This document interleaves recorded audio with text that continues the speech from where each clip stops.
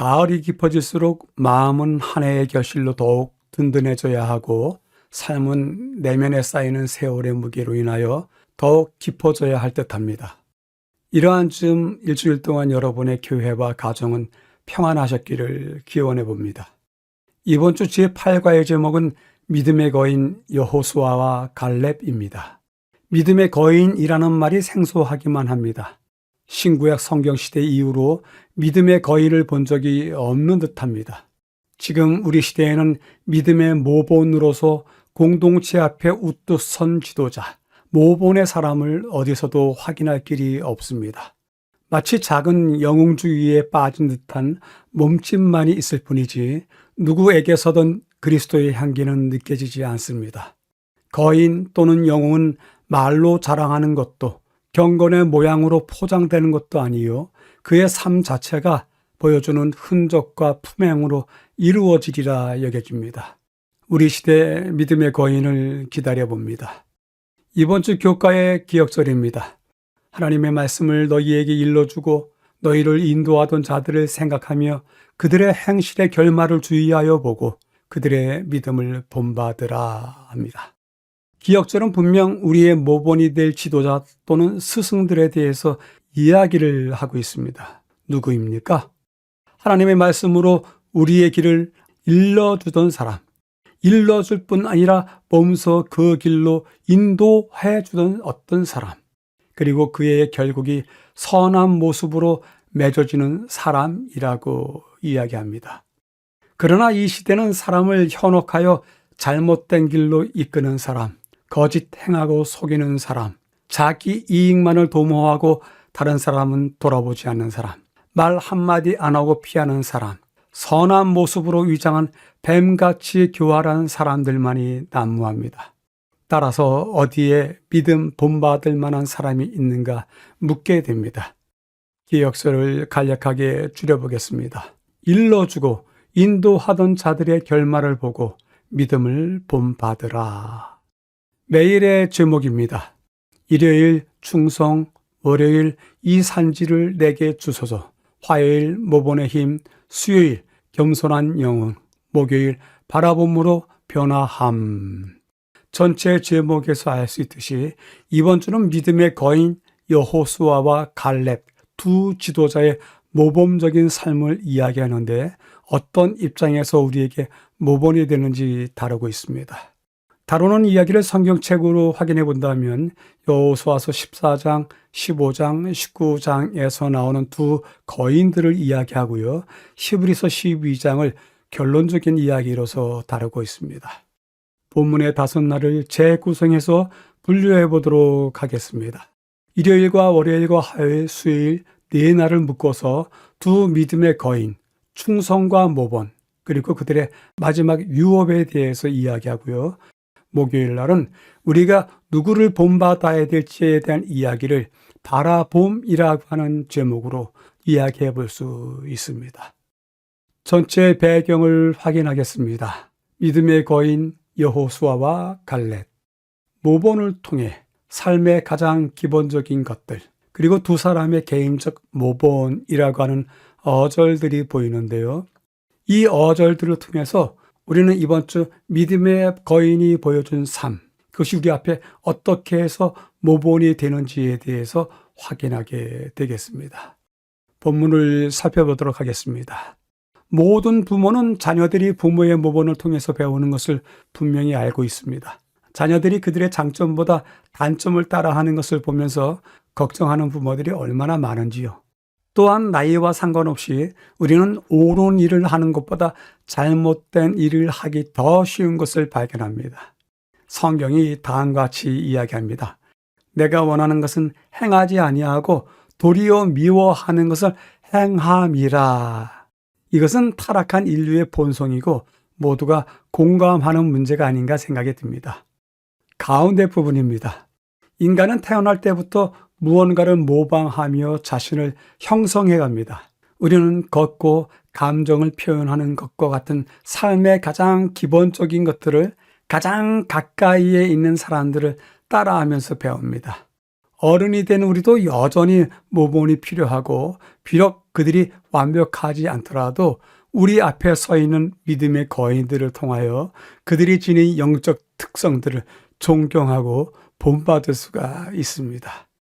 마지막 부분에서는요, 이번 주는 여호수아서에 등장하는 두 믿음의 거인, 여호수아와 갈렙의 개인적인 모본을 깊이 살펴볼 것입니다.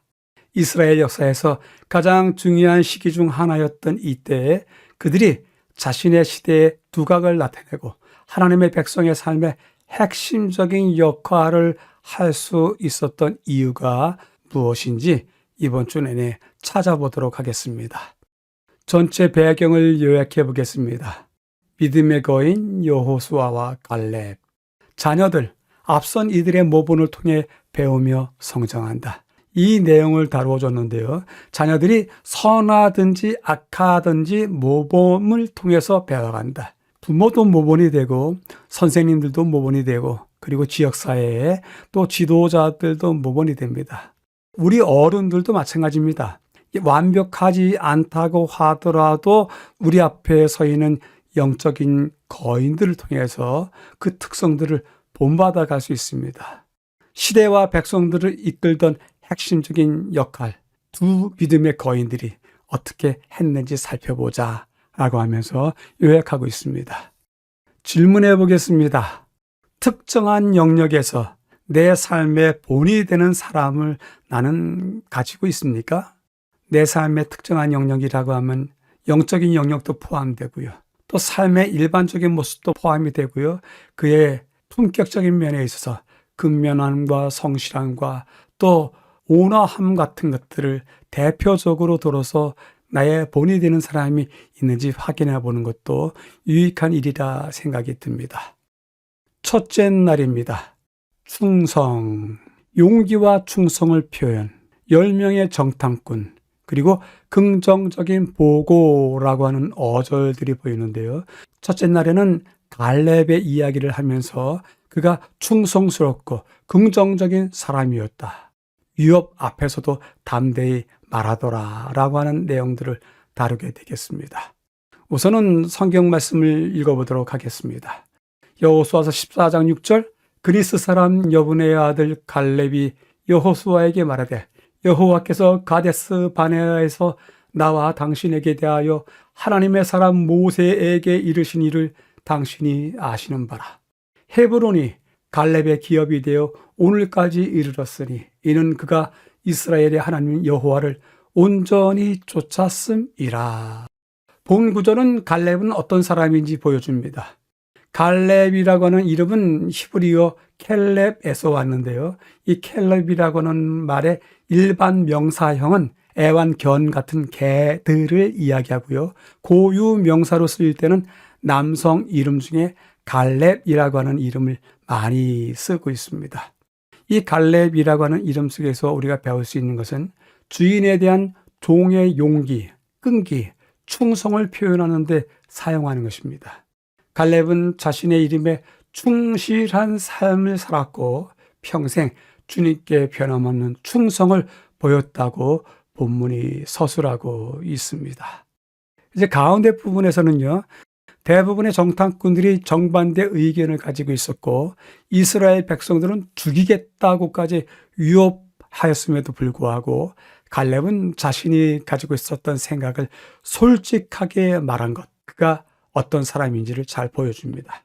여호수아와 갈렙과 동시대에 살았던 이스라엘의 유력한 지도자들이 있습니다. 삼무아, 사밧, 이갈, 발디, 가티엘, 갓디, 암미엘, 수둘, 나비, 그으엘입니다. 이 이름들을 어디서 들어보셨는지요? 그들은 모세가 가나안 땅을 정탐하기 위해 보냈던 다른 10명의 정탐꾼이기 때문입니다. 그들 이름은 기억할 가치조차도 없어졌습니다. 그래서 잊혀졌습니다.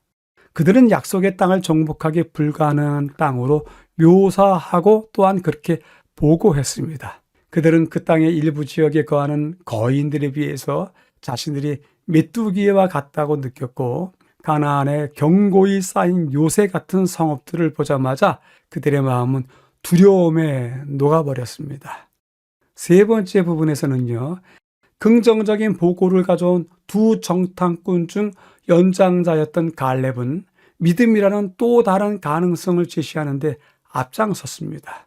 그는 반대에 부딪혔고 그때 극한 상황에 대해서 성경은 다음과 같이 이야기합니다. 온 회중이 그들을 돌로 치려 하는데 그때 여호와의 영광이 회막에서 이스라엘 모든 자손에게 나타나시니라.